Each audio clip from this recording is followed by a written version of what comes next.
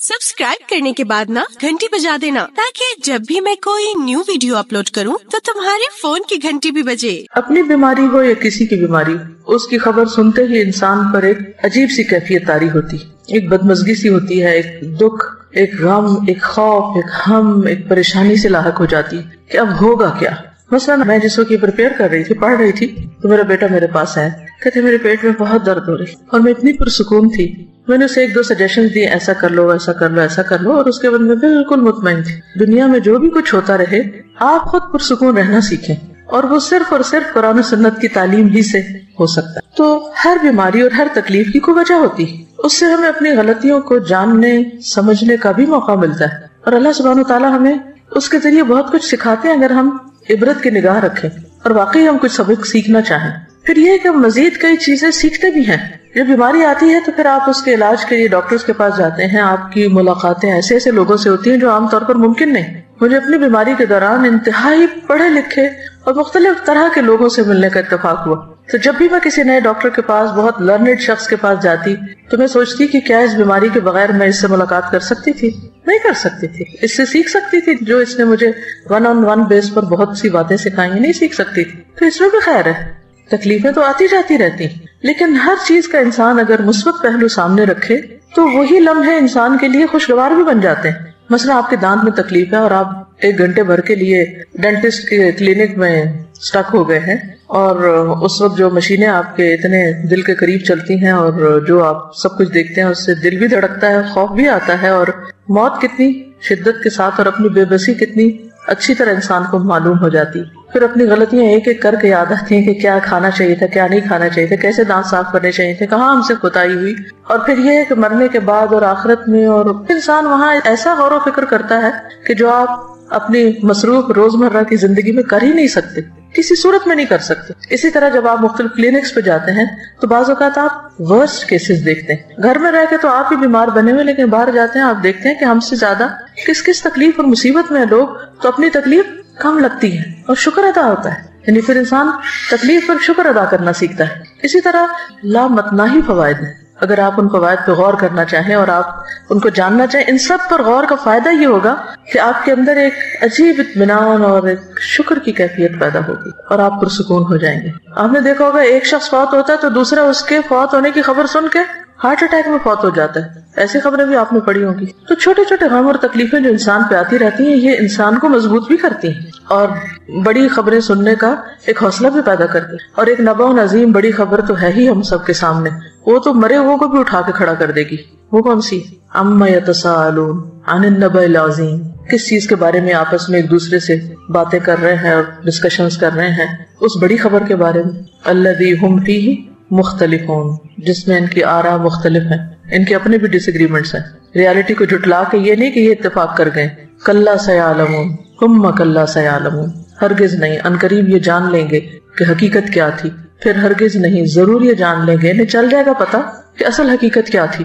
तो हम सब भी जितना उस दिन को भुलाएं, जितना भी डिनाई करें, लेकिन बहुत जल्द हम में से हर एक को उसकी असल हकीकत पता चल जाएगी। छोटी छोटी बीमारियां और दरअसल उस बड़ी बीमारी की तैयारी का एक हिस्सा भी हो सकती है। तो बहरहाल बीमारी इंसान के गुनाहों को भी दूर करती है, अल्लाह की रजा का भी सबब बनती है, क्योंकि मुनाफिक को नहीं पता होता बीमारी क्यों आई और क्यों चली गई, लेकिन मोमिन जो है उसके लिए बीमारी में बहुत सारे सबक होते हैं। और फिर अगर किसी की बीमारी की खबर आप सुनते हैं, किसी अजीज प्यारे की, तो फिर आपके दिल में अगर एक तड़प उठती कि मैं उसके लिए कुछ कर सकूं, उसकी आदत का आपके दिल में जज्बा आता है, उस आदत पर कितना ज्यादा अजर है। इसके बारे में एक हदीस आपके सामने रखूंगी। अबू अशअस कहते हैं कि वो दोपहर के वक्त मस्जिद दिमश्क की जानिब रवाना हुए। जामे दिमश्क बहुत मशहूर मस्जिद है, यानी शाम सीरिया में दिमश्क के अंदर ही बहुत बड़ी, यानी सेंट्रल मॉस्क, और ये उस वक्त से है। रास्ते में हजरत शद्दाद बिन औस रजी अल्लाह अन्हु से मुलाकात हो गई। सहाबी हैं, तो वह दौरे सहाबा में वो मस्जिद आबाद हो चुकी थी। उनके साथ सुनाबही भी थे, नाम है। मैंने पूछा कि अल्लाह ताला आप पर रहम फरमाए, कहाँ का इरादा है, कहाँ जा रहे हैं? उन्होंने फरमाया कि यहाँ एक भाई बीमार है, उसकी इयादत के लिए जा रहे हैं। चुनाचे मैं भी उनके साथ चल पड़ा। अच्छा आप जा रहे हैं तो मैं भी सवाब को मालूम। जब वो दोनों उसके पास पहुंचे तो उससे पूछा कि क्या हाल है। उसने बताया कि मैंने अच्छे हाल में सुबह की है। क़ाला अस्बहतु बिनिअमतिन, हैं बीमार लेकिन क्या कह रहे हैं? अस्बहतु बिनिअमतिन, अच्छे हाल में सुबह की है। हजरत शद्दाद ने फरमाया खुश हो जाओ, अबशिर, کہ تمہارے گناہوں کا کفارہ ہو چکا اور گناہ معاف ہو چکے، کیونکہ میں نے نبی صلی اللہ علیہ وسلم کو یہ فرماتے ہوئے سنا ہے کہ اللہ تعالیٰ فرماتا ہے جب میں اپنے بندوں میں سے کسی مومن بندے کو آزماتا ہوں، یعنی اس کا امتحان لیتا ہوں، اور وہ اس آزمائش پر بھی میری تعریف کرتا ہے، اس تکلیف کے آنے پر بھی میری تعریف کرتا ہے، یہ اہم پارٹ ہے، تو جب وہ اپنے بستر سے اٹھتا ہے وہ اپنے گناہوں سے اس دن کی طرح پاک صاف ہوتا ہے جس دن اسے اس کی ماں نے جنم دیا تھا۔ اور اللہ تعالیٰ فرماتا ہے وَيَقُولُ الرَّبُّ عَزَّ وَجَلَّ أَنَا قَيَّدتُ عَبْدِي، میں نے اپنے بندے کو قید کیا۔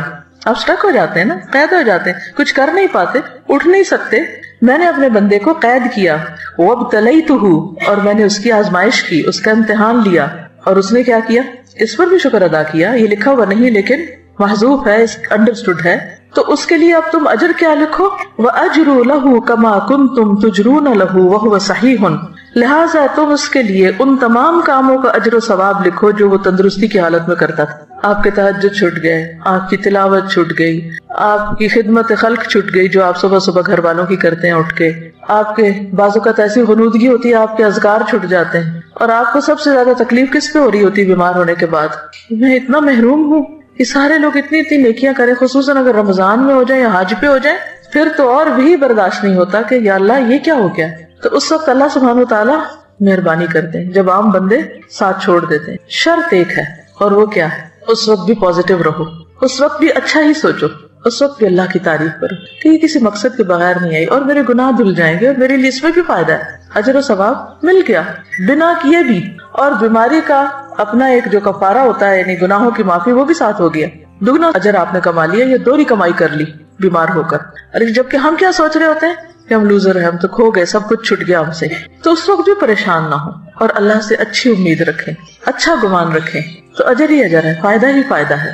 اور یہ لفظ کتنا خوبصورت ہے کہ قیدت عبدی، بالکل آپ ایسا لگتا ہے نا قید ہو گئے، سب حرم جا رہے ہیں آپ نہیں جا سکتے، سب کھڑے ہو کے عبادت کر رہے ہیں آپ کھڑے نہیں ہو پا رہے، سب روزہ رکھے ہوئے ہیں آپ روزہ نہیں رکھ پا رہے، لیکن اللہ کے اجر لکھا جا رہا ہے۔ جب آپ گورنمنٹ جاب کرتے ہیں تو آپ کو سال میں کچھ سک لیوز ملتی اور وہ ود پے ہوتی، اسی طرح میٹرنٹی لیو بھی ود پے ہوتی، پھر کچھ ہاف پے پہ ہوتی، کچھ عرصے کے بعد وہ وداؤٹ پے ہو جاتی، اور کچھ عرصے کے بعد آپ کو جاب چھوڑنی پڑ جاتی۔ اللہ کے ہاں ایسا نہیں ہوتا، بیماری پر آپ کو ود پے لیو ملتی ہے، نماز اور کچھ نیکیوں سے جو آپ روٹین میں کر رہے ہوتے ہیں۔ ایک اور جگہ پر آتا ہے کہ بخار جہنم کے جوش سے ہے اور یہ مومن کا آگ سے حصہ ہے، ام منکم الا واردھا۔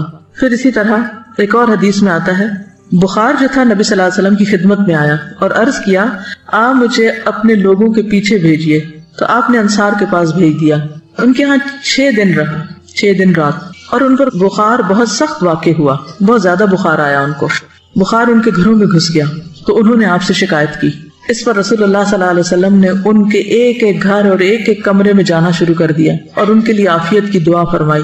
آپ صلی اللہ علیہ وسلم جب لوٹ رہے تھے تو ایک عورت آپ کے پیچھے آئی، اس نے عرض کیا قسم اس ذات کی جس نے آپ کو حق کے ساتھ مبعوث کیا ہے، میں انصار میں سے ہوں، میرے والد بھی انصار میں سے ہیں، جیسے آپ نے انصار کے لیے دعا کی ہے میرے لیے بھی کیجیے۔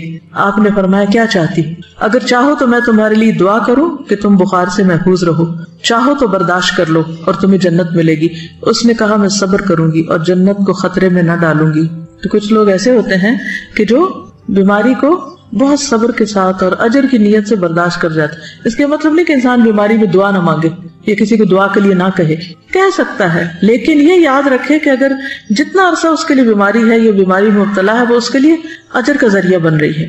نبی صلی اللہ علیہ وسلم نے فرمایا خوش ہو جاؤ، مومن کے مرض کو اللہ تعالیٰ کفارہ اور اپنی رضا کا سبب بنا دیتے ہیں، اور فاجر نافرمان گناہگار اس کا مرض ایسا ہے جیسے اونٹ کہ اس کے مالک نے اسے باندھ دیا اور اس کے بعد چھوڑ دیا، اسے نہیں خبر کیوں باندھا اور اسے نہیں پتا کیوں چھوڑا، بخار کیوں آیا اور کیوں گیا۔ وہ حدیث بھی یاد رکھیے کہ رسول اللہ صلی اللہ علیہ وسلم ام صائب کے ہاں تشریف لائے۔ آپ نے فرمایا اے ام صائب تجھے کیا ہوا، تم کانپ رہی ہو، جیسے ملیریا ہوتا ہے نا۔ اس نے عرض کیا بخار ہے، اللہ اس میں برکت نہ کرے۔ آپ نے فرمایا بخار کو برا نہ کہو، کیونکہ بخار بنی آدم کے گناہوں کو اس طرح دور کرتا ہے جس طرح بھٹی لوہے کے میل کچیل کو دور کر دیتی ہے۔ عبداللہ کہتے ہیں کہ میں رسول اللہ صلی اللہ علیہ وسلم کی خدمت میں حاضر ہوا، آپ اس وقت تیز بخار میں تھے۔ میں نے عرض کیا یا رسول اللہ آپ کو تیز بخار ہے؟ فرمایا ہاں، مجھے تم میں سے 2 آدمیوں کے برابر بخار ہے، آپ کی بیماری عام لوگوں کے مقابلے میں دگنی ہوتی تھی کیونکہ آپ کے لیے اجر بھی زیادہ تھا. میں نے عرض کیا کہ اس سبب سے آپ کو دوہرا اجر ملے گا. فرمایا یہی بات ہے, جس مسلمان کو کانٹا چبھنے کی یا اس سے زیادہ کوئی تکلیف پہنچتی ہے اللہ تعالیٰ اس کے ذریعے اس کے گناہوں کو اس طرح دور کر دیتا ہے جس طرح درختوں سے پتے خزاں کے موسم میں. بخار مانگنا نہیں ہے, لیکن آ جائے تو پریشان نہیں ہونا, گھبرانا نہیں, برا بلا نہیں کہنا. اور آپ کو پتا ہے کہ اس میں کئی بیماریوں سے شفا بھی ہے. جب بخار ہوتا ہے نا تو دراصل ہمارے اندر کے گندے مادے جو ہوتے ہیں وہ جل رہے ہوتے ہیں, وہ ایک کلینزنگ کا عمل ہوتا ہے. اور عام طور پر یک شدید قسم کی ڈوز دے کر اس کو ٹھنڈا کر دیا جاتا ہے. جو گال بلیڈر میں وہ سٹونز بنتے ہیں, ایک حکیم صاحب نے مجھے بتایا تھا کہ وہ جب بخار کے ذریعے کچھ مادے اکٹھے ہو رہے ہوتے ہیں کچھ آرگنز میں, جب ایک دم آپ ٹھنڈا کرتے ہیں تو وہی مادے سٹون بن جاتے ہیں اور پھر وہ مزید بیماریوں کا سبب بنتے ہیں. ایک اور حدیث ہے, حضرت ابو سعید خدری رضی اللہ عنہ سے مروی ہے کہ ایک آدمی نے نبی صلی اللہ علیہ وسلم سے پوچھا کہ ہمیں جو بیماریاں لگتی ہیں یہ بتائیے کہ ان پر ہمارے لیے کیا ہے. نبی صلی اللہ علیہ وسلم نے فرمایا یہ بیماریاں گناہوں کا کفارہ بن جاتی ہیں. ہم سب گناہ کرتے ہیں جانے انجانے, بعض چیزوں کا تو ہمیں پتہ ہی نہیں کہ ہم غلط بھی کر رہے ہیں کیونکہ علم ہی نہیں ہوتا کہ یہ غلط ہے. کچھ عرصے بعد پتہ چلتا ہے تو توبہ استغفار شروع کرتے ہیں. یہ کیسی جہالت ہے, پتہ ہی نہیں تھا کہ یہ نہ کرنے والا کام ہے. بہرحال حضرت ابی بن کعب رضی اللہ عنہ نے عرض کیا اگرچہ بیماری چھوٹی ہی ہو, چھوٹی سی بیماری ہے کوئی, تب بھی نبی صلی اللہ علیہ وسلم نے فرمایا ہاں اگرچہ ایک کانٹا ہی چبھ جائے یا اس سے بھی کم. یہ سن کر حضرت ابی بن کعب رضی اللہ عنہ نے اپنے متعلق یہ دعا کی کہ موت تک ان سے کبھی بھی بخار جدا نہ ہو. کیا دعا کی؟ کہ مجھے ہر روز بخار ہو.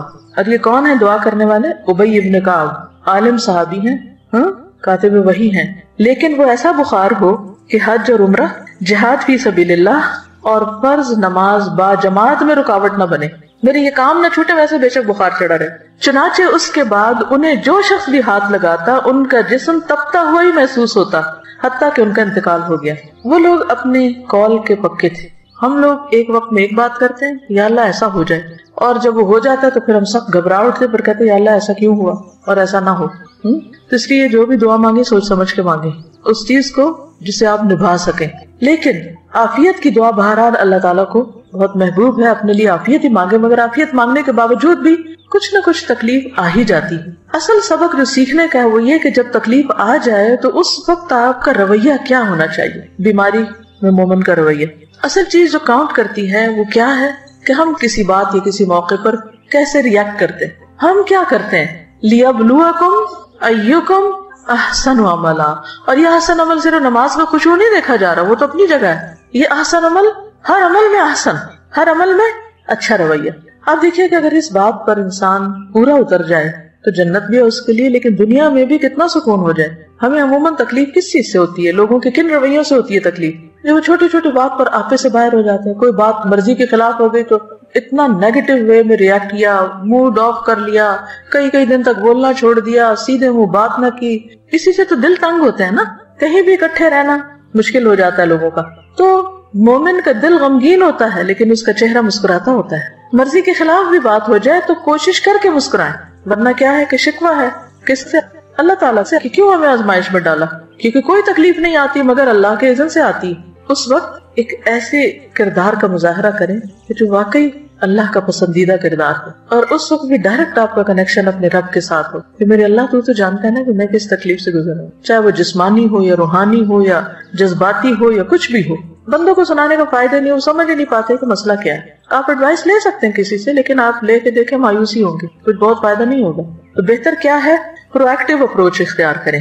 مثلاً روٹین میں جیسے اب قرآن مجید آپ پڑھ رہے ہیں اس کے ساتھ ایک تعلق ہے, آپ نے دیکھا ہوگا ہر روز جواب آتا ہے کہ نہیں, جیسے جیسے حالات گزر رہے ہوتے ہیں ویسے ویسے آیات آ رہی ہوتی ہیں. یہ پرو ایکٹیو اپروچ ہے, مسائل سے نبٹنے کی ہے, ہدی للمتقین ہے, ہدایت ہے, گائیڈنس ہے آپ کے لیے. آپ کو روز کے مسئلوں کا حل پیش ہو رہا ہے. کوئی تو کی نہیں بنتی کہ انسان پھر قرآن کو چھوڑ کے بیٹھ جائے. روٹین میں آپ اس کو پکڑے رکھیں. نبی صلی اللہ علیہ وسلم نے اپنے پیچھے کیا چھوڑا تھا جس کو پکڑ کے رکھنا ہے. ہم سب کے لیے بھی یہی کتاب ہے, اس کا ساتھ نہ چھوٹے. شفا ہی شفا ہے, مسائل کا حل ہی حل ہے. تو ایسا اعتدال آپ کی زندگی میں آئے گا, ایسی خوبصورتی آئے گی, ایسا حسن آئے گا کہ دنیا بھی پرسکون ہو جائے گی. کیونکہ غم اور پریشانی کا تعلق آپ کی اپنی ذات سے ہوتا ہے, وہ آپ کے اپنے اندر کا مسئلہ ہوتا ہے, باہر کا کام اندر کا زیادہ. اور دین ہمارا اسی اندر کے مسئلے, اسی بل کو نکالنے کی کوشش کرتا ہے, اور یہیں سے نکلتا ہے, کوئی نہیں نکال سکتا. اللہ سے بڑھ کے ہمیں کون سمجھتا ہے, ہماری نفسیات کون جانتا ہے؟ تو اللہ تعالیٰ اپنی کتاب میں ہمیں ہر چیز کے بارے میں بتاتے ہیں. پھر اس کے بعد سنت ہے، نبی صلی اللہ علیہ وسلم کی احادیث ہیں، اس سے بہت کچھ سیکھنے کو ملتا ہے. ایک اور حدیث ہے، حضرت ابو ہریرہ سے روایت ہے کہ رسول اللہ صلی اللہ علیہ وسلم نے فرمایا، اللہ تعالیٰ فرماتا ہے جب میں اپنے مومن بندے کو آزماتا ہوں اور وہ تیمارداری کرنے والوں کے سامنے میرا شکوہ نہیں کرتا، میری شکایت نہیں لگاتا، جو اس کا حال پوچھے تو اس کو اپنی قید سے آزاد کر دیتا ہوں، بیماری سے شفا دے دیتا ہوں، اس کے پہلے گوشت کے عوض بہترین گوشت عطا کرتا ہوں، اس کے پہلے خون کے بدلے بہترین خون دیتا ہوں، اور وہ اثر نو عمل کرتا ہے. ہوتا ہے نا کہ جب بیمار ہوتا ہے انسان تو عبادات ہالٹ پہ آ جاتی ہیں، رک جاتی ہیں، ساری روٹین ڈسٹرب ہو جاتی ہے، کام چھوٹ جاتے ہیں، یوں لگتا ہے اب تو کبھی صحت ملنی کوئی نہیں، اب تو ہمیں اس کے ساتھ ہی جینا پڑے گا. لہٰذا نہ تو دوا کرتے ہیں نہ ہی کوئی اور اپنا خیال کرتے ہیں، بس پھر ہر وقت ایک بسورا ہوا چہرہ اور ایک مریل شکل اور مریل چال کے ساتھ سب کو بیزار کرتے ہیں. اللہ پہ توکل کہاں گیا؟ تو یہ تو کبھی سوچے ہی نہ کہ ہم نے کبھی ریٹائر ہونا ہے. بیڈ پہ بھی پڑ گئے تو بھی کیا کرنا ہے؟ اگر دماغ کام کر رہا ہے نا، زبان کام کر رہی ہے، کان کام کر رہے ہیں، آنکھ کام کر رہی ہے، صرف اتنا حصہ کام کر رہا ہے، تب کے لیے بھی سوچ لے. اللہ نہ کرے کہ کبھی ایسا ہو، لیکن کئی دفعہ ہو بھی جاتا ہے نا کچھ لوگوں کے ساتھ. تو بس زبان سے اللہ کا ذکر، نگاہوں سے غور و فکر، اور کانوں سے اچھی باتیں سننا، قرآن سنیں، اچھے لیکچر سنیں، کچھ بھی کریں. ہم سب یہ بھی کر سکتے ہیں کہ اپنی وصیت لکھ کے رکھ دیں، اپنے بچوں کو بتا دیں کہ خدا نہ خواستہ اگر مجھ پر کوئی ایسا وقت آئے تو میرے ساتھ کیا کیا جائے کیا نہ کیا جائے، کیونکہ خدا نہ خواستہ زبان بند ہو جائے تو انسان کہہ بھی نہیں سکتا. ہاپکنس ویل چیئر پہ آنکھوں کے اشاروں سے میں نے سنا کہ وہ کیسی کیسی تھیریز اس نے ایجاد کی. السلام علیکم. تھوڑے سے پہلے میں نے دیکھا تھا انٹرنیٹ پہ کہ وہ جو احمد دیدات جو اسکالر تھے بہت بڑے، جن سے موٹیویٹ ہو کے ڈاکٹر ذاکر نائک جیسے ماشاءاللہ بڑے اسکالر پیدا ہوئے، تو ان کا آخری وقت جب تھا تو وہ پیرالسس کے اٹیک میں تھے، اور ان کے صرف یہ جو فیس کا حصہ ہے، آنکھیں، یہ صرف موو ہو سکتی تھی، باقی جسم کا کوئی حصہ نہیں ہو سکتا تھا. اور کتنے دن وہ ہاسپٹل کے بیڈ پہ اس طرح رہے، اور آنکھوں کے اشارے سے اپنے جو اسسٹنٹس تھے ان کو کچھ لکھوا رہے تھے اور ان کو بتا رہے تھے کہ یہ کرو یہ کرو. اور میں دیکھ رہی تھی کہ یعنی ان کی آنکھوں سے بالکل ایسا نہیں لگ رہا تھا کہ ان کے اوپر اتنی بڑی بیماری جو ہے وہ طاری ہے، اور وہ یعنی پورے سوچ اور فہم کے ساتھ ان کو وہ انسٹرکشن. تو کبھی بھی مایوسی اور شیطان کو پاس نہ پٹکنے دیں کہ آپ کچھ کریں نہ، بس بیکاری نہیں آنے دینی اپنے پاس، حالات کچھ بھی ہوں. دیکھیں اگر انسان نیت کر لیتا تو اللہ پورا کرا دیتا ہے نا. کچھ سچویشنز کو آپ اوائڈ نہیں کر سکتے، آپ کی زندگی کے ساتھ بند گئی ہیں، آپ کی تقدیر کا حصہ ہے، تو پھر بھی دیکھا یہ جائے گا کہ آپ نے ان حالات میں رہ کے کیا کیا. ٹھیک ہے، تو بہرحال بیماری کا شکوہ نہیں کرنا، واویلا نہیں کرنا، دوسروں کو بیزار نہیں کرنا، اس کو اپنے اوپر طاری نہیں کر لینا. تو انشاءاللہ آپ دیکھیں گے ایک تو اس کی انٹینسٹی کم ہوگی، دوسرے یہ کہ آپ کے آس پاس کے لوگ آپ کے پاس رہنا چاہیں گے، بھاگیں گے نہیں آپ سے. ورنہ ہوتا ہی ہے نا کہ جو بندہ تنگ کر مارے تو سب ادھر ادھر ہو جاتے ہیں. پھر یہ ہے کہ آپ کچھ پروڈکٹیو پازیٹیو کام میں اپنی انرجی لگائیں، کیونکہ رونے کے لیے بھی انرجی چاہیے ہوتی ہے نا، اور چیخنے کے لیے بھی، اور غصے کے لیے بھی، اور سب اوٹ پٹانگ حرکتوں کے لیے انرجی چاہیے ہوتی. جب آپ کی ساری انرجی وہاں لگ جاتی ہے تو پھر جب اچھا کام کرنے کا وقت آتا ہے پھر آپ تھک کے سو جاتے ہیں.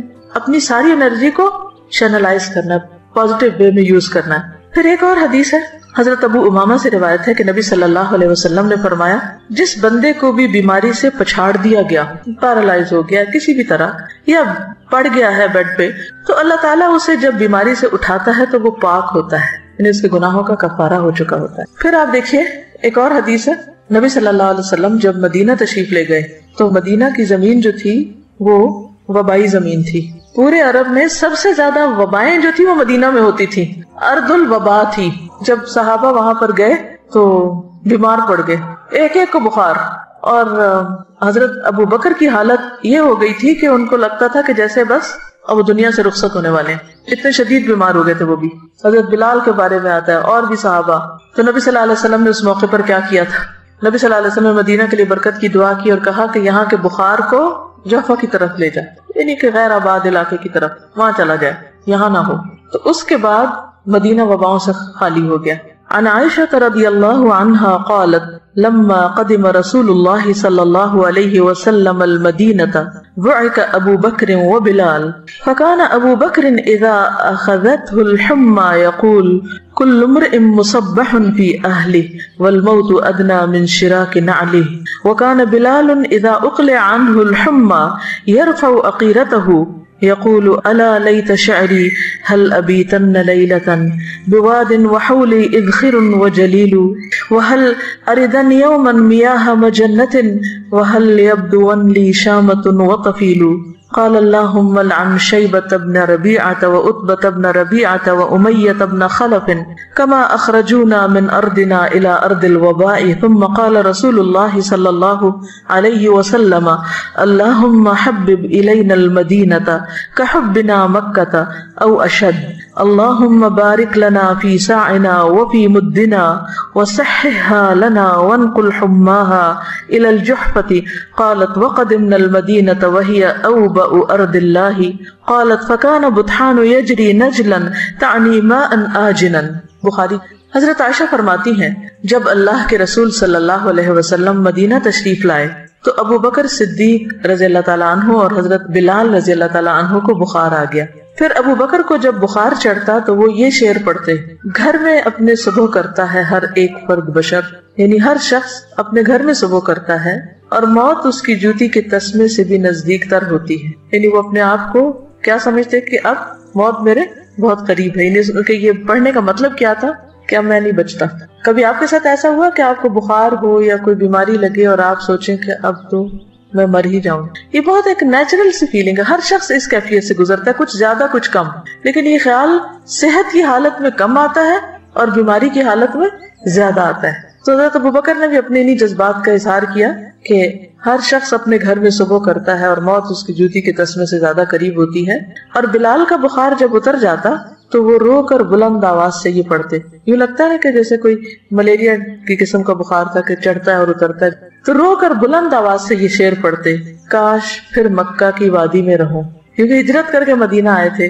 کاش پھر مکہ کی وادی میں رہوں ایک رات، سب طرف اگے ہوئے ہوں وہاں جلیل اذخر نبات. اذخر ایک گھاس ہوتا ہے جس میں خوشبو ہوتی ہے اور وہ اپنے مردوں کو دفن کرتے ہوئے ان کے ساتھ بھی رکھتے تھے. اور جلیل بھی اسی طرح گھاس کی قسم. اور پیو پانی میں جنہ کا جو ہے آب حیات. یہ مکہ سے چند میل کے فاصلے پر مر الزہران کے قریب ایک مقام ہے، اسے سوق حجر بھی کہتے ہیں. وہاں پر یہ پانی تھا، یعنی وہاں کا پانی ہوتا ہے نا، کچھ چشمے مشہور ہو جاتے ہیں اچھے پانی. کاش پھر دیکھوں میں شامہ اور کفیل. یہ مکہ سے 30 میل کے فاصلے پہ 2 پہاڑ ہیں، تو ان کا ذکر. وہاں پہاڑوں کے بھی نام ہیں، جیسے کسی پہاڑ کا نام لیجیے، جبل ابو قبیس اور جبل کعبہ، جبل احد، جبل عیر، جبل نور جس میں غار حرا ہے. تو بہرحال یہ 30 میل دور پہاڑوں کے نام ان کو معلوم ہے اور ان کو یاد کر کے رو رہے ہیں. مکہ تو مکہ ہے. اچھا، یہ جو جبل احد ہے یہ مدینہ کے ایک طرف ہے اور اس کے بالکل اپوزٹ سائڈ پر جہاں سے وہ شروع ہوتی ہے نا، اس کی ذوالحلیفہ کے پاس. اگر کبھی آپ جائیں وہاں احرام پہنتے ہیں دوبارہ عمرہ کرنے کے لیے، تو عیر اس کے قریب ہے. اب جہنم کے پہاڑوں میں سے بہت عجیب سا پہاڑ ہے، دیکھ کے کوئی وحشت ہوتی ہے. کالے رنگ کا پہاڑ ہے جبل احد، لال رنگ کا ہے جیسے لال اینٹوں کا رنگ ہوتا ہے نا، اسی قسم کا. اور عیر اس کے اپوزٹ. تو اس کو میں دیکھتی اور آنکھیں بند کرتی، دیکھتی اور آنکھیں بند کرتی کہ اللہ تو محفوظ رکھنا اور یہ نہ ہمیں دکھانا. کیونکہ تپتی دھوپ کے اندر وہ کالے رنگ کا پہاڑ، اور پہاڑ کی بھی وہ چوٹی نہیں ہے، اوپر سے ایسے اسٹریٹ سا ہے، عجیب سا لگتا ہے دیکھ کے. تو یہ جہنم کے اندر ہوگا.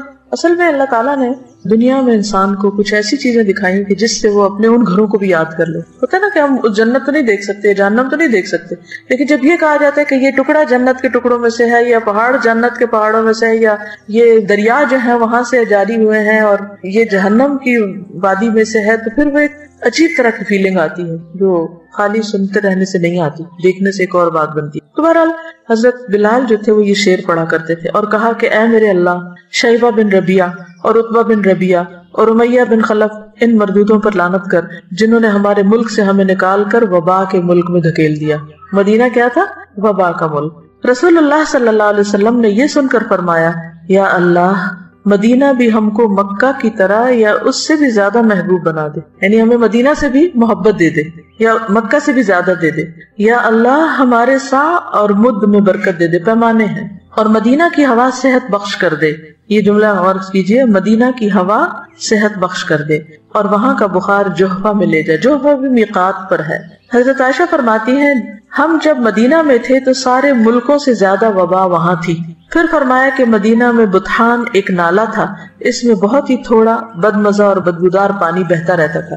لیکن جب اللہ کے رسول صلی اللہ علیہ وسلم نے وہاں کے لیے دعا کی تو بہت سی نعمتیں وہاں پر اللہ تعالیٰ نے عطا کی. اور یہاں آپ نے جو دعا کی نا بہت دلچسپ ہے کہ مدینہ کی ہوا صحت بخش کر دے. مدینہ کی ہم کہتے ہیں نا ایئر میں کچھ ہے، ایسے بولتے ہیں نا عام طور پہ، جیسے مکہ جاتا ہے نا تو ایک دم فلو ہونے لگتا ہے یا کچھ، تو ہم کہتے ہیں یہ ایئر میں ہے، بس آپ کو چمٹنا اس میں کہیں بھی جا کے پکڑ لینا ہے. اسی طرح آپ نے بھی دیکھا ہوگا کہ جب کوئی شخص ایک خاص علاقے میں رہ کر بیماری ہوتا چلا جائے تو عموماً کیا کہتے ہیں؟ جگہ تبدیل کریں.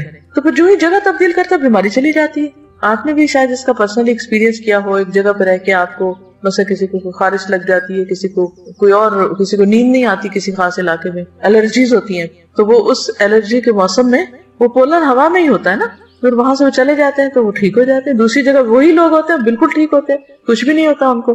تو ہوا بھی اللہ کے حکم پہ معمور ہے، اس کو حکم ملتا ہے، اور یہ ساری چیزیں ان دیکھیں معلوم نہیں کیا کچھ ہمارے آس پاس کر رہی ہوتی. تو اس حدیث سے ایک تو دعا کی فضیلت بھی پتہ چلتی کہ انسان کو دعا مانگنی چاہیے. اب ایک وبا آ گئی ہے کسی ملک میں تو ہم ٹھیک ہے ویکسینیشن بھی کریں اور بھی بہت سی احتیاطی تدابیر کریں، لیکن اس کے ساتھ ساتھ دعا کریں کہ اللہ تعالیٰ یہاں کے موسم کو اچھا کر دے. سردیوں میں جب عموماً فلو اور کھانسی اور خشک کھانسی تو ہم کیا کہتے ہیں، سب کیا ہے، بارش نہیں ہوئی نا تو یہ سب بیماریاں ہیں. تو بچپن میں سمجھ نہیں آتی کہ بارش سے بیماری کا کیا تعلق ہے. تو بڑے بزرگ یہ کہہ رہے ہوتے ہیں نا اس دفعہ بارش نہیں ہوئی تو یہ اور یہ مسئلے ہو گئے، بہت زیادہ چیز پھیل گئی ہے. تو بارش بھی پاک کرتی ہے موسم. کس کو صاف کرتی ہے زیادہ؟ ہوا ہی کو صاف کرتی ہے، جس کو ہم اپنے پانی سے نہیں صاف کر سکتے. دوسری حدیث ہے، یہ بھی بخاری کی، عبداللہ بن عباس سے روایت ہے کہ عمر بن خطاب عوام کے حالات سے باخبر ہونے کے لیے شام کی طرف روانہ ہوئے. کون سی جگہ ہے شام؟ اس میں فلسطین، شام، اردن، یہ سب کچھ شامل تھا. ٹھیک ہے، شام صرف موجودہ شام نہیں. جب بھی شام کا لفظ آئے نا تاریخ کی کتابوں میں تو ساتھ ہی یہ بات یاد رکھیں کہ شام سے مراد فلسطین، اردن، موجودہ شام، یہ سب علاقے اس میں آتے ہیں. وہ خود کہاں رہتے تھے حضرت عمر؟ مدینہ. تو وہاں سے ٹریول کر کے شام جا رہے تھے. کیوں جا رہے تھے؟ لوگوں کو ملنے کے لیے، لوگوں کے حالات جاننے کے لیے. ٹھیک، یعنی سرکاری دورے پر. جب سرغ میں پہنچے، ایک شہر کا نام ہے، تو لشکر کے سردار ابو عبیدہ بن جراح اور ان کے ساتھیوں سے ملاقات ہوئی. وہ وہاں پر تعینات تھے. تو انہوں نے خبر دی کہ شام کے ملک میں وبا شروع ہو گئی ہے، طاعون پھیل گیا تھا. ابن عباس کہتے ہیں کہ عمر رضی اللہ تعالیٰ عنہ نے یہ سن کر مجھ سے کہا اگلے مہاجرین کو بلا لو. تو میں نے انہیں بلایا. عمر نے ان سے مشورہ کیا اور ان سے بیان کیا کہ وہاں طاعون شروع ہو گیا. اگلے مہاجرین سے مراد کون ہے؟ سابقین، یعنی کہ جو درجے میں بلند ہیں یا ہر جگہ جن سے مشورہ کیا کرتے تھے، جو اسلام میں سبقت لے گئے تھے. تو انہوں نے اس سے اختلاف کیا حضرت عمر کی رائے سے. کوئی کہنے لگا ہم ایک ارادے سے نکلے ہیں، اب طاعون سے ڈر کے واپس چلے جائیں، یہ ہمیں مناسب معلوم نہیں ہوتا.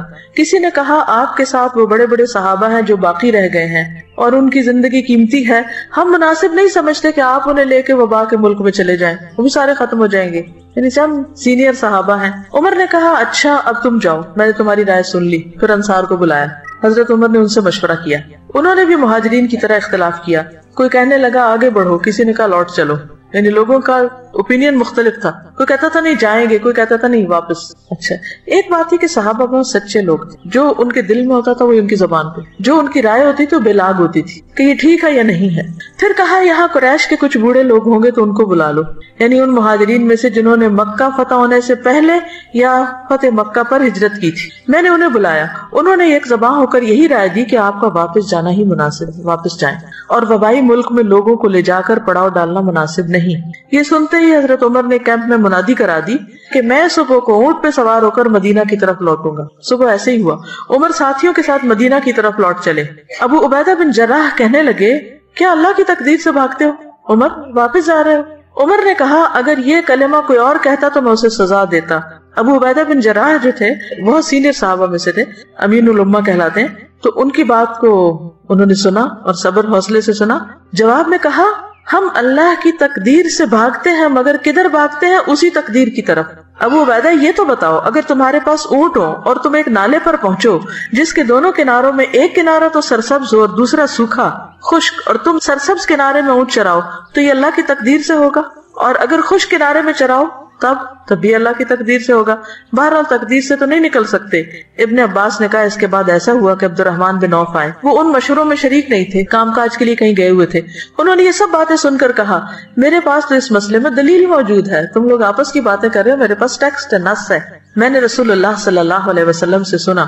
اس کی عربی بتا دیتی ہوں. اذا سمعتم به بأرض فلا تقدموا عليه واذا وقع بأرض وانتم بها فلا تخرجوا فرارا منه قال فحمد الله عمر ثم انصرف. مطلب کیا ہے کہ حضور صلی اللہ علیہ وسلم نے کیا فرمایا، وہ دلیل کیا تھی؟ آپ فرماتے تھے جب تم سنو کسی ملک میں وبا پھیلی ہوئی ہے تو وہاں نہ جاؤ، اور اگر اس ملک میں پھیلے جہاں تم ہو تو وہاں سے بھاگ کے مت جاؤ. یہ سن کر عمر اللہ کا شکر بجا لائے کہ ان کی رائے حدیث کے مطابق تھی، اور وہ مدینہ کو شرح صدر کے ساتھ واپس لوٹ گئے. اس سے کیا باتیں پتہ چلتی کہ جہاں وبا پھیلی بھی ہو وہاں نہیں جانا چاہیے، اور اگر وہاں رہتے ہیں آپ تو وہاں سے بھاگ کر کہیں اور نہیں جانا چاہیے. وہ کیوں؟ وائرس دوسری جگہ منتقل ہو جائے گا. تو اس سے کیا پتہ چلتا ہے کہ ایسے مواقع پر احتیاطی تدابیر کرنا دین کے عین مطابق ہے، خلاف نہیں ہے. ٹھیک ہے، اپنے آپ کو ہلاکت کی جگہ سے بچانا، نقصان سے بچانا، اپنی جان کا دفاع کرنا، اپنے جسم بدن صحت کا دفاع کرنا، یہ بھی دین کا حصہ ہے. اس میں مجھے جو بہت زیادہ بات فیسینیٹ کی حضرت عمر کی شخصیت کے اوپر ہے کہ نکلے ہیں، مسئلہ پیش آیا ہے، خود سے ہی نہیں فیصلہ کر لیا. کیا کیا؟ سب سے اکٹھا نہیں کیا، ایک سے کیا، دوسرے سے کیا، کیونکہ اگر بہت بڑا گروپ کو مشورہ دینے والا تو وہ پھر صرف بحث مباحثہ شروع ہو جاتا ہے.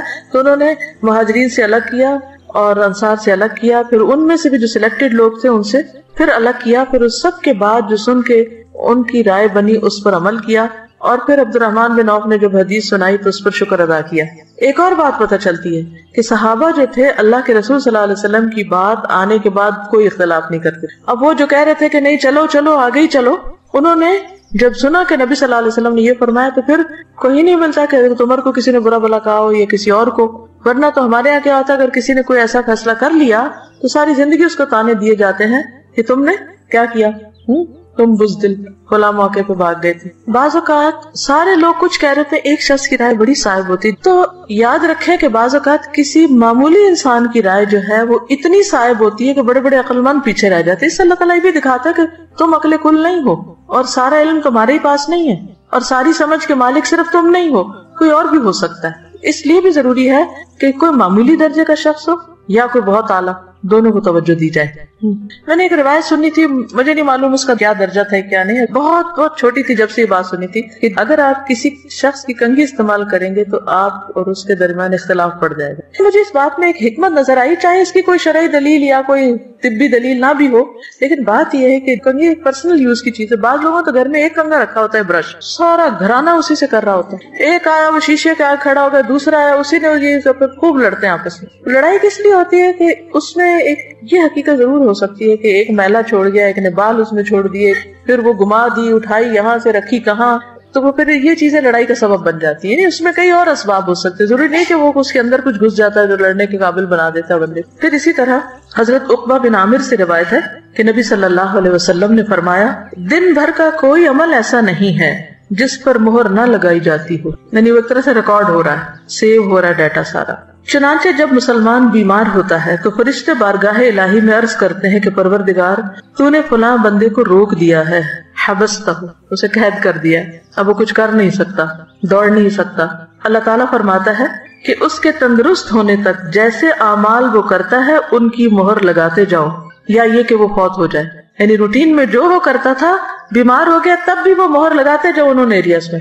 آپ کی ڈیلی ڈائری جو ہے اس پہ اسٹیمپ لگتی جاتی ہے. شرط کس بات کی ہے کہ آپ ایک روٹین میں ریگولر کچھ نہ کچھ کرتے رہیں تاکہ فرشتوں کو بھی پتا ہو کہ کون سے تھے وہ کام جو آپ نہیں کر پا رہے. اب ایک اور حدیث میں آتا ہے، رسول اللہ صلی اللہ علیہ وسلم نے فرمایا، جب کوئی بندہ بیمار ہوتا ہے یا سفر میں جاتا ہے تو اس کے وہ تمام عمل لکھ دیے جاتے ہیں جو وہ حالت قیام اور زمانہ تندرستی میں کیا کرتا تھا. اور صبر کا اجر کہ قیامت کے دن جب آزمائش والوں کو ان کی مصیبتوں کا بدلہ دیا جائے گا تو اہل عافیت تمنا کریں گے کاش ان کی کھالیں دنیا میں کینچیوں سے کاٹ دی جاتی تاکہ ایسا اجر ملتا جو صبر کرنے والوں کو ملا. اور پھر جو بیماری پر صبر کر جائے تو اس کے لیے جنت ہے. جیسے وہ ایک خاتون آپ کی خدمت میں حاضر ہوئی اور اس نے کہا کہ اللہ کے رسول صلی اللہ علیہ وسلم مرگی کا دورہ پڑتا ہے مجھے، تو آپ دعا کیجئے کہ میں ٹھیک ہو جاؤں. فرمایا کہ اگر تم چاہو تو میں کر دیتا ہوں، ورنہ اس کے بدلے تمہارے لیے جنت ہے. اس نے کہا کہ ٹھیک ہے، میں یہ نہیں کہتی مگر یہ کہ میرا پردہ جو کھل جاتا وہ نہ کھلے. تو آپ نے اس حصے کے لیے دعا کر دی. پھر اسی طرح جنت میں بھی درجات کی بلندی کا سبب ہے بیماری. محمد بن خالد اپنے دادا سے، جنہیں نبی کریم صلی اللہ علیہ وسلم کی صحبت کا شرف حاصل تھا، یعنی صحابی تھے، وہ نقل کرتے ہیں کہ ایک دن وہ اپنے کسی مسلمان بھائی سے ملاقات کے ارادے سے نکلے عیادت کے لیے. راستے میں ان کی بیماری کا پتہ چلا تو ان کے پاس پہنچ کر کہا کہ میں آپ کے پاس ملاقات کے لیے، عیادت کے لیے اور خوشخبری دینے کے لیے آیا ہوں. 3 کام: ملاقات، عیادت اور خوشخبری سنانے آیا. اس نے پوچھا یہ ساری چیزیں ایک جگہ کیسے جمع ہو گئی؟ انہوں نے جواب دیا کہ میں جس وقت نکلا تھا اس وقت آپ سے ملاقات کا ارادہ تھا، بس ملنے آ رہا تھا. راستے میں آپ کی بیماری کی خبر سنی تو عیادت کی نیت بھی کر لی. اور رہی خوشخبری تو وہ یہ ہے کہ میں نے نبی صلی اللہ علیہ وسلم کو یہ فرماتے ہوئے سنا ہے کہ جب اللہ کے ہاں کسی بندے کا مقام اور مرتبہ اس درجے سے آگے بڑھ جاتا ہے جہاں تک اس کا عمل نہیں پہنچتا تو اللہ تعالیٰ اسے جسمانی، مالی یا اولاد کی طرف سے کسی آزمائش میں مبتلا کر دیتا ہے، پھر اسے اس پر صبر بھی عطا کر دیتا ہے یہاں تک کہ وہ اس درجے تک جا پہنچتا ہے جو اس کے لیے طے ہو چکا ہوتا ہے. یعنی آپ ہر وقت جنت الفردوس مانگتے ہیں، روتے ہیں کہ یہ کرنا تھا کر نہیں پائے. یعنی کئی لوگوں کو لٹرلی روتے ہوئے دیکھا ہے جو واقعی سچے دل سے کہتے ہیں کہ ہمارا دل چاہتا ہے ہم یہ بھی کریں، یہ بھی کریں، یہ بھی کریں، لیکن ہم اسے ہو نہیں پا رہا. کبھی بچے چھوٹے ہیں، کبھی بیماری آ گئی ہے، کبھی کوئی اور وجہ بن گئی، عمل نہیں ہو پا رہا، کام کر نہیں پا رہے، کرنا چاہتے ہیں. اب عمل کے ساتھ تو اس درجے کو پا ہی نہیں سکتے کیونکہ وہ وقت نہیں ہے، موقع نہیں ہے، یا قابلیت نہیں ہے، صلاحیت نہیں. اب یہ گیپ ہے، ابھی کچھ قدم باقی ہیں، تو اللہ تعالیٰ کیا کرتے ہیں؟ کوئی آزمائش بھیج دیتے ہیں، بندہ اس پہ صبر کر جاتا ہے. اس آزمائش کی وجہ سے وہ فاسٹ لفٹ پہ بیٹھ کے اوپر چلا جاتا ہے. قرآن پڑھنے کا سب سے بڑا فائدہ یہ کہ انسان کی ہائی تھنکنگ ہو جاتی کہ میں اس درجے کو پہنچوں. اور اگر صحابہ کی زندگی آپ پڑھیں تو اور بھی اس کو مہمیز لگ جاتی کیونکہ وہ بہت مختلف طرح سوچتے تھے. وہ کبھی کبھی اپنی ڈریمز شیئر کرتے تھے. ڈریم سے مراد اپنے جو آئندہ کے خواب کے کیا کریں، کہاں پہنچیں، کیسی موت آئے، کہاں جائیں. تو حیرت ہوتی ہے کہ سوچتے بھی کیسے تھے، ہم کو سوچنا بھی نہیں آتا کیونکہ جو لوگ خواب دیکھتے ہیں وہی منزل پہ پہنچتے ہیں اور اللہ پہنچا دیتا ہے، کسی بھی طرح پہنچائے. تو جب ایک طریقے سے نہیں پہنچ پاتے تو اللہ تعالیٰ کو اور طریقہ بتا دیتا ہے، اس سے نہیں تو ایک اور اس سے نہیں تو کسی اور. بس اللہ کی رضا پہ راضی ہونا سیکھ جائیں. لیکن یہ سب ہوگا اگر آپ کی تھنکنگ پازیٹیو ہوگی، ہوپ فل رہیں گے. جب مایوسی آنے لگے کہیں میرے لیے ناممکن، اللہ کے لیے سب ممکن، وہ کر سکتا وہ کرے گا. اس لیے بس مانگتے رہا کریں، سوچتے رہا کریں، آگے بڑھتے رہا کریں. آپ سمجھے کہ اللہ تعالیٰ نے کام کے ذریعے نہیں، بیماری کے ذریعے مجھے اوپر لے کے جانا ہے اگر میں نے صبر کیا. اب بے چینی چھوڑیں، اللہ کی رضا پہ راضی ہو جائیں. وہ دکھ تکلیف تو ہوگی مگر راضی، یا اللہ میں راضی. تو انشاءاللہ آپ دیکھیں گے کہ وہ جو اندر کا ایک سکون ہے وہ نہیں ڈسٹرب ہو، اسے برقرار رکھنا ہے. اچھا، اس کا مطلب یہ نہیں کہ کوئی بیماری آئے تو علاج ہی نہ کرے. علاج اور کوشش اور اس پر جو مال لگتا ہے یا ایفرٹ لگتی ہے وہ بھی اجر کا باعث ہے کیونکہ اللہ نے کوئی بیماری نہیں اتاری جس کے لیے شفا نہ اتاری ہو. تو شفا کا حصول جو ہے اور اس کی کوشش جو ہے وہ کوشش بھی باعث اجر اور اللہ کے حکم پر عمل کرنا ہے. دیکھیے دین کے سارے معاملات میں اصل چیز اطاعت ہے. کیوں نہیں ہے کہ اچھا ابھی تو کہا گیا تھا کہ اگر کوئی بیمار ہوگا تو اتنا اجر ہے، تبھی کہا جا رہا ہے دوائی لے لو، تو میں کیوں دوائی لوں؟ نہیں، یہ بھی اللہ ہی کا حکم ہے.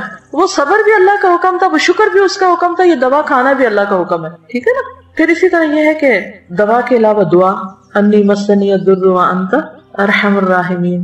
ابراہیم علیہ السلام نے کہا تھا وَإِذَا مَرِضْتُ فَهُوَ يَشْفِينِ، اور اپنی زبان میں دعا.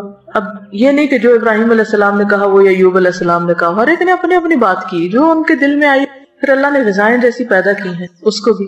رسول اللہ صلی اللہ علیہ وسلم نے فرمایا بخار جہنم کی گرمی کا اثر ہوتا ہے، اس لیے آب زمزم سے ٹھنڈا کرو.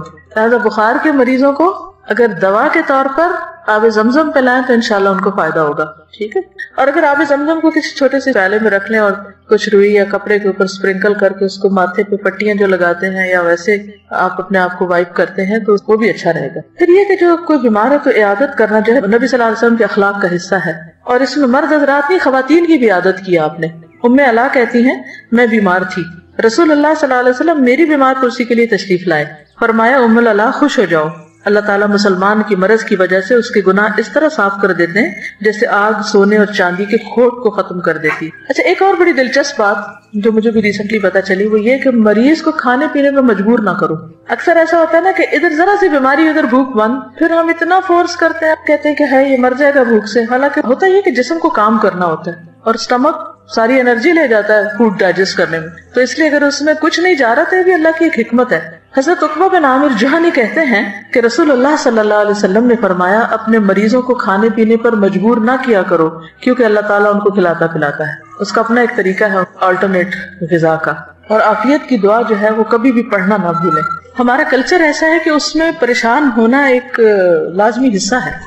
اللہ سے عافیت کی دعا کرتے رہیں اور اللہ کی نعمتوں کو یاد کرتے رہیں، شکر گزار رہیں، خوش رہیں۔ ایک سوال ہے، مجھے خود کو پرسکون رکھنے والی بات سمجھ نہیں آئی، کم از کم میری تکلیف تو مزید بڑھ جائے گی جب میں کسی پر اعتماد کرتے ہوئے اسے اپنی تکلیف بتاؤں اور وہ آگے سے پرسکون بیٹھا رہے اور کوئی ہیلپ نہ کرے۔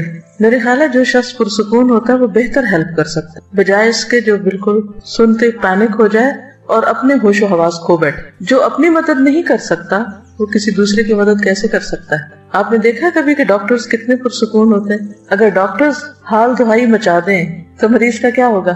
مریض کہتا ہے یہ بہت مہربان ڈاکٹر ہے، اس کو تو میری وجہ سے رونا ہی آ گیا اور وہ تو کچھ کر ہی نہ سکا۔ تو یہ تو ہمدردی نہیں۔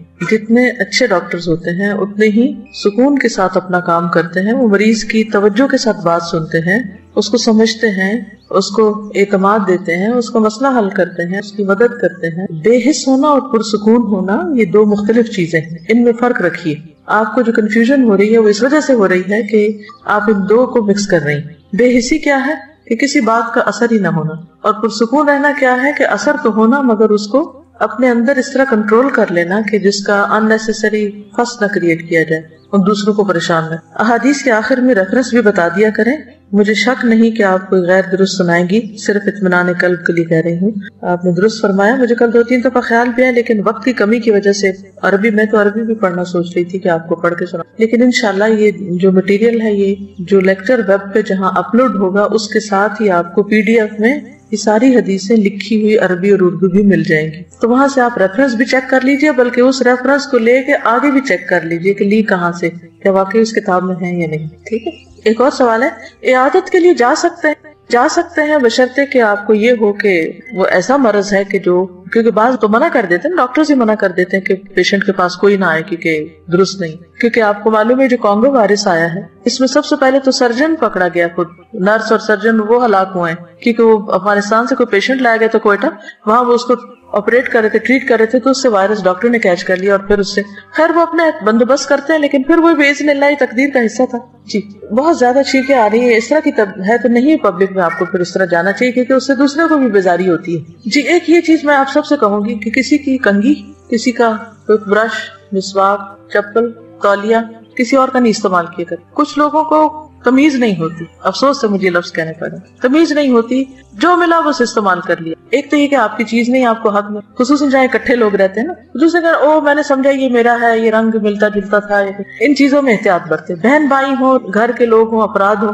ایک اور سوال ہے، کیا نفسیاتی، گھریلو، باہم رویوں کے مسائل، یعنی آپس میں ایک دوسرے کے ساتھ جو انبن رہتی ہے، ان تکالیف کا بھی یہی معاملہ ہے کہ وہ باعث خیر ہیں، گناہوں کا کفارہ ہو سکتی ہیں؟ کیونکہ نفسیات دان تو کہتے ہیں کہ یہ مسائل آپ کے اپنے پیدا کردہ ہیں اور عقل مندی اچھے رویے سے حل کیے جاتے ہیں۔ قرآن میں بھی ہے کہ جو مصیبت آتی ہے تمہارے اپنے ہاتھوں کی کمائی سے آتی۔ درست فرمایا آپ نے۔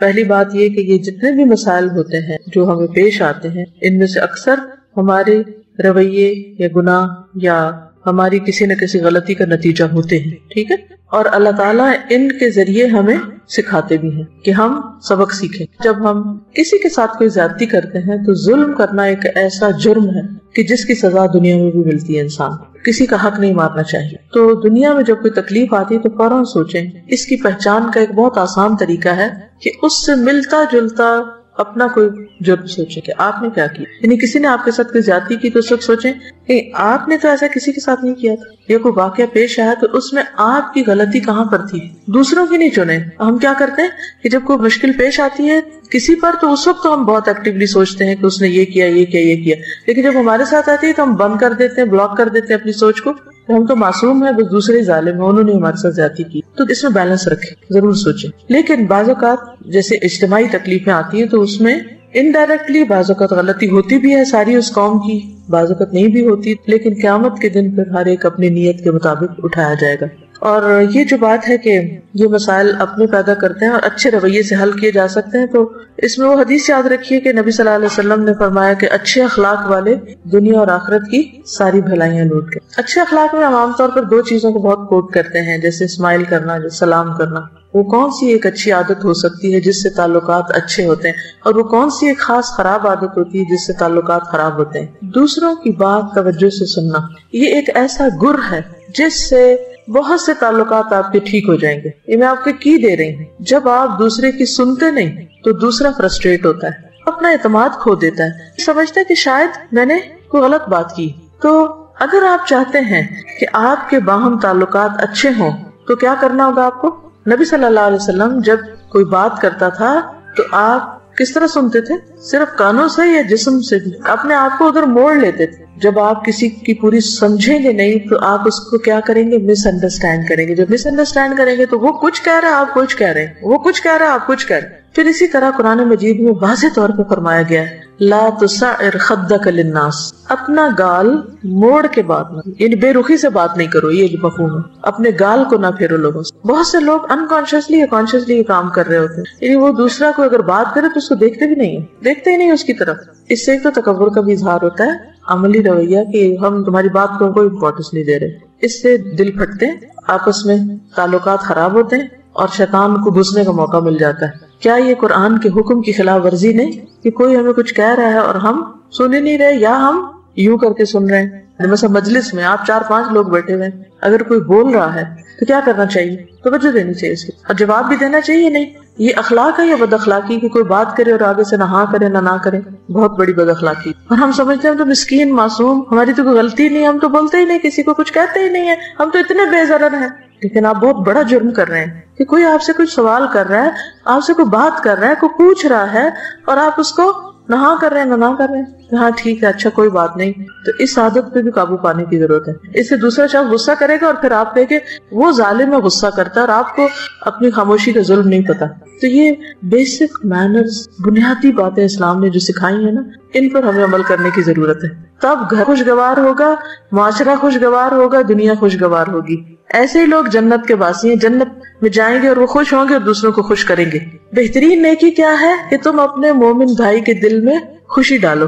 سوچے دن میں ہم کتنے لوگوں کو خوش کرتے ہیں, کتنی خوشیاں بانٹتے اور بکھیرتے ہیں, اور کتنے دل توڑ کے نکلتے ہیں ہم, کتنی بد اخلاقیاں بکھیرتے ہیں. تو کیا یہ لکھا نہیں جا رہا؟ کیا اس کا حساب نہیں ہوگا؟ کیا اس کی پوچھ کوئی نہیں ہوگی؟ اور اگر ہمیں شعور ہی نہیں اپنے ان حرکتوں کا, متقی کی صفت تو بے شعور ہونا نہیں ہوتی. کس کی صفات ہیں بے شعور, لا شعور؟ منافقین کی صفات ہے. تو ہمارے اندر ان کی شباہت بھی کیوں آئے؟ ہم وہ ہوں یا ان جیسے ہوں, یہ تو بہت ہی دور کی بات ہے. کس کو کاپی کرنا چاہیں گے آپ, متقی کو یا منافق کو؟ متقی کو. تو پھر ان جیسی اخلاق اپنائیں, ٹھیک ہے نا. بعض اوقات مشکل اس وقت ہوتی ہے جب کوئی غیر ضروری بیکار باتیں کرتا ہے, تو اس صورت میں بھی کم از کم اس کی